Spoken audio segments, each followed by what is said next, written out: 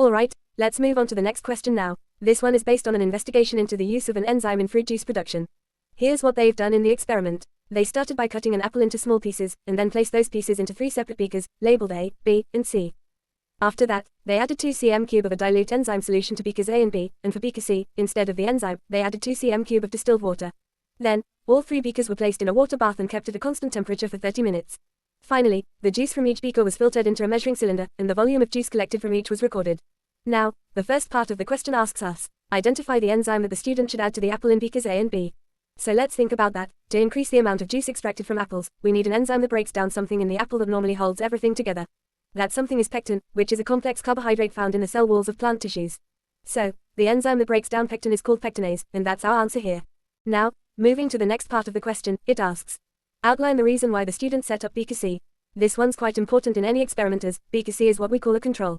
Basically, beaker C serves as a control experiment. It allows the student to compare the volume of juice produced with the enzyme to the volume of juice produced without the enzyme. Now let's look at part B of the question, where we're given a table, table 5.1, showing the results of the student's investigation. The table includes data for 3 beakers, A, B, and C. In beaker A, the water bath temperature was 45 degrees Celsius, and the volume of juice collected was 20 cm³. Beaker B was placed in a much hotter water bath at 90 degrees Celsius, and only 5 cm³ of juice was collected. Finally, beaker C was also kept at 45 degrees Celsius, just like beaker A, but again, it only produced 5 cm³ of juice. And what we have to do is, we have to use our knowledge of how enzymes work to explain why these results happened. In other words, why did the beakers produce different amounts of juice? What's going on inside the experiment that caused this difference? So, we will simply write that. The student's investigation likely explores how temperature affects enzyme activity. Beaker A, kept at 45 degrees Celsius, produced more juice because the enzyme was functioning effectively at this temperature, allowing successful collisions between the enzyme and its substrate.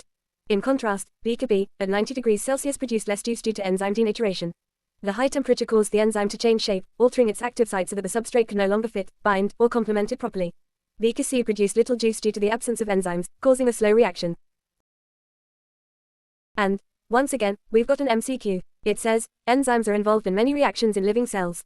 Which statement best describes the action of an enzyme? And the correct answer here is option C, because we know that enzymes work by increasing the rate of chemical reactions. They act as biological catalysts, speeding things up without being used up themselves. Then, we have another MCQ. It asks, which statement describes an enzyme-catalyzed reaction? The correct answer is option C, because as the temperature of an enzyme-catalyzed reaction increases from 0 degrees Celsius to 20 degrees Celsius, the frequency of effective collisions between enzyme and substrate molecules also increases, which speeds up the reaction.